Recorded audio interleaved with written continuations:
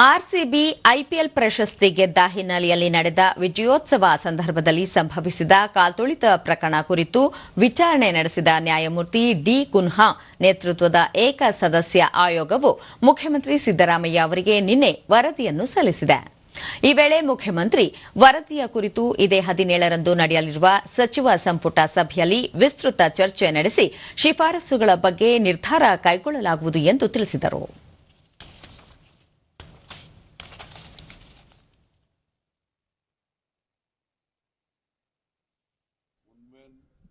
Judicial commission ಅವರು ಇವತ್ತು ವರದಿಯನ್ನು ಕೊಟ್ಟಿದ್ದಾರೆ. 2 ವಾಲ್ಯೂಮ್ಗಳಲ್ಲಿ ಕೊಟ್ಟಿದ್ದಾರೆ. ನಾನು ಪೂರ್ಣ ಓದಕ್ಕಾಗಿಲ್ಲ.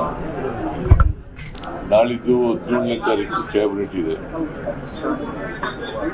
17ನೇ ತಾರೀಕು ಕ್ಯಾಬಿನೆಟ್ನಲ್ಲಿ ಮುಗಿಸಿ ಅಲ್ಲಿ ಏನೇನು ಫೈಂಡಿಂಗ್ಸ್ ಇದೆ, ಶಿಫಾರಸುಗಳಿದ್ದಾವೆ, ಅದನ್ನೆಲ್ಲ ನೋಡಿ ಕ್ಯಾಬಿನೆಟ್ನಲ್ಲಿ ಚರ್ಚೆ ಮಾಡಿ ತೀರ್ಮಾನ ತಗೊಳ್ಳಿ.